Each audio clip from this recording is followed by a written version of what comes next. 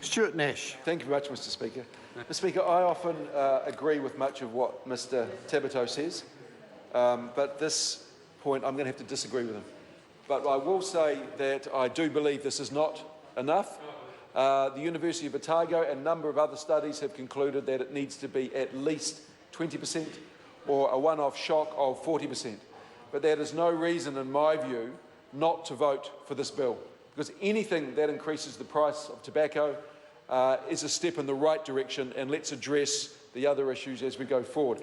Mr Speaker, Mr Tabuteau raised an interesting point, and that was that all we're doing is taking the money out of the pockets of poor people who smoke, and as a consequence of that, they will miss out on the necessities of life.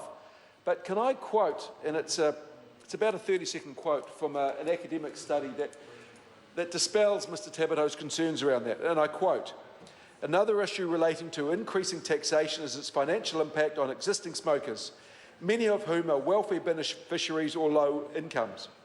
It has been noted that increasing the price of tobacco, which due to addiction is experienced as a necessary commodity, it may threaten smokers' ability to purchase the essentials of a healthy lifestyle." And the study here is Giskel's et al. 2007.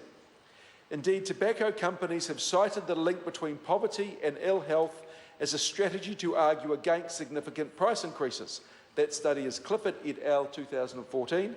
However, this ignores the fact that tobacco is responsible for about half the mortality difference between the highest and the lowest income groups. Reference Marmot 2010. So the health gains from making tobacco unaffordable will be much greater than the health risks posed by the temporary additional financial strain this will entail.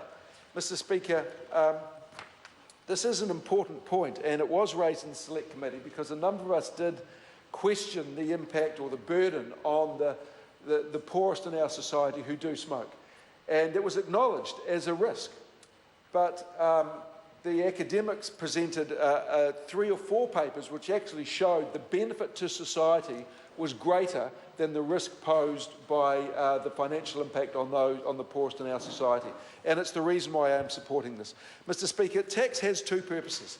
The first is to raise money, and the second is to influence behaviour. The main purpose of this is no doubt to influence behaviour. We want people to stop smoking in this country, and we need to send a very, very clear signal that smoking is no longer cool.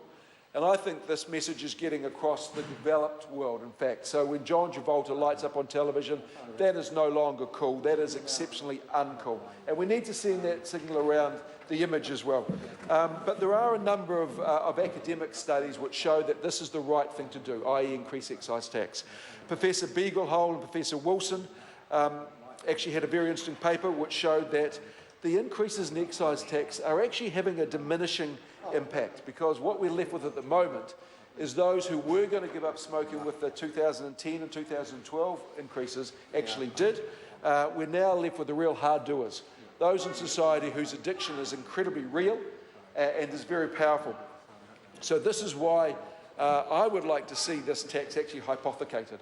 And by that I mean the money raised from this tax, the $425 million raised from this tax, go directly to the health budget. And certainly what a number of the papers say is that with the money raised, it is imperative that it actually goes towards smoking cessation programs to really help those who need help, because, as mentioned in my first speech, this is a very powerful addiction, and I've read that it's an addiction to nicotine is actually more powerful than an addiction to heroin. So let's not kid ourselves that just because the price goes up, people will go cold turkey the next day. They won't, and they need help, and we must provide them with that help. Mr Speaker, another large international study on the effectiveness of tax and price policies in tobacco control, and this was undertaken by the International Agency for Research on Cancer, and it was to evaluate the strength of available evidence across 18 countries on the effects of tax and price policies to prevent and reduce tobacco use. That was actually the name of the study. Mr Speaker, the conclusion was based on extensive evidence reviewed, and the recommendation was that, and I quote the recommendation, in order to improve public health by reducing tobacco use, government should adopt simple tobacco excise tax structures that emphasise specific taxes that include regular tax increases that outpace growth in general price levels and incomes. But what it also again reiterated, Mr Speaker, and I quote, government should use tax revenues to fund comprehensive tobacco control programs and other health promotion activities, given that such programs lead to further reductions in tobacco use.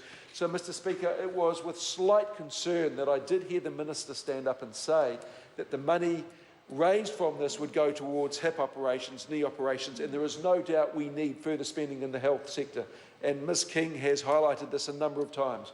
But what I would have really liked Mr Lotawinga to do and to work with Dr Coleman is to say, hey, we're going to raise 425 million, let's put aside 100 million or 50 million, or let's do some studies to say, to really address this problem, we need to put aside a certain amount of money and go out to the public and say, we understand the pain that a number of people are going to go through. As a consequence of that, I am putting aside now $50 million, which will increase the size of the quit line or increase funding for another cessation programs by 100 or 200 or 300%.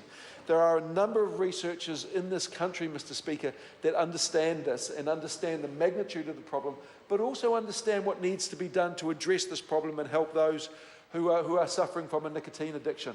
And I think if the Minister worked very closely with the Minister of Health, they could come up with a really innovative program to drive the country towards the 2025 target of smoke-free.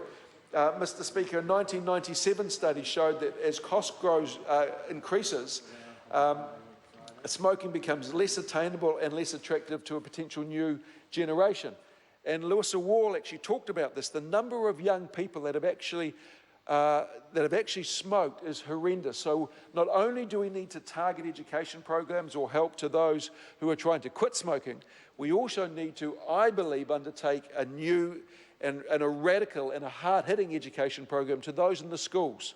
So we've got to start with the young people and say, hey, you know what? This is what smoking can do to you. Let's not just get those who are buying the packets with the ugly pictures on the back.